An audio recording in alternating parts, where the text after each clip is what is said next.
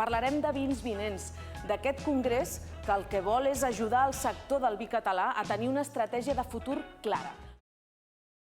Que la pandèmia realment ha actuat com un accelerador, un catalitzador de coses que estaven allí. Tota la feina i tota la manera de treballar va ser canviada. I el més important de tot això és aprendre a treballar de manera individual, sumant-hi un missatge col·lectiu. Que això és un revulsiu per tal que el sector vitivinícola català faci una bona reflexió i una bona revolució. Els mercats llunyans és difícil de visitar-los, moltes fires, molts esdeveniments del sector es van cancel·lar.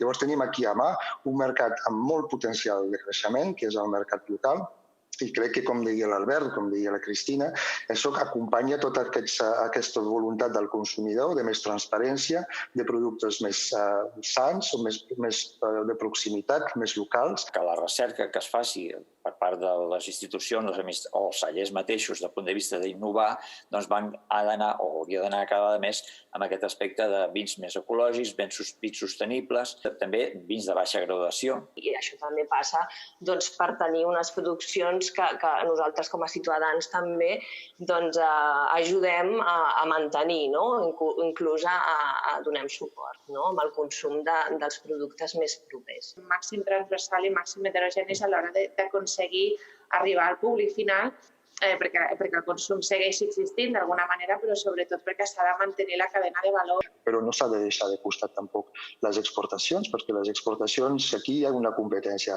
terrible i crec que s'ha fet una molt bona feina i no s'ha de deixar de costat tampoc.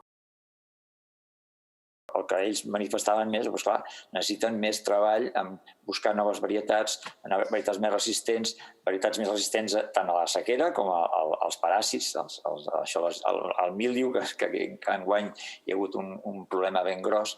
La situació de mercat, el que està donant lloc és abandonament de vinyes o el deixar de perdre aquests viticultors, doncs això s'hauran de veure quines mesures es poden posar.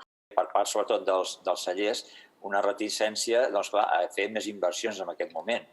El que cal justament és el contrari, és posar més inversió amb R+D més I.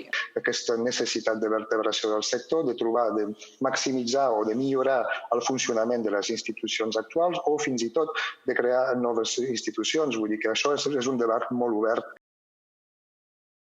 Hem de poder arribar a comunicar que el sector del vi és per tothom. I no només en l'àmbit de l'enoturisme, sinó fins i tot estem intentant, d'alguna manera, s'hauria de poder incidir amb les escoles i amb els currículums escolars. Com articular tot això perquè puguem oferir paquets turístics que siguin del sector, però que vagin també més enllà, i com posicionar Catalunya com a país de vins i a part d'enfocar-nos cap a dins, també projectar-nos cap a fora. La història, el patrimoni, els paisatges, l'ambient, tot això, com deia l'Eva o deia la Cristina, tot això ha d'anar conjunt. O sigui, quan es ven aquest producte que diem vi català, inclou tot això.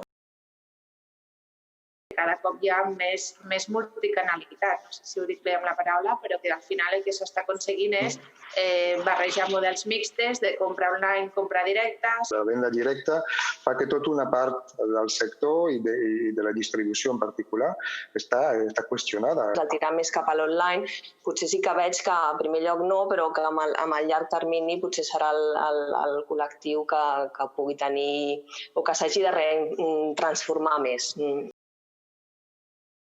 El punt de partida sempre és ordenar-nos a casa per a sortir amb un missatge únic. Comencem des del petit, des de l'individual, creixem en àmbit territorial, àmbit Catalunya i d'aquí al món. La gràcia és que els resultats del simposi no es quedin amb una declaració d'intencions. Vins vinents és 2030, o sigui, pensant en aquests 10 anys futurs. Vins vinents és una sèrie, s'acaba la primera estació i hi haurà més.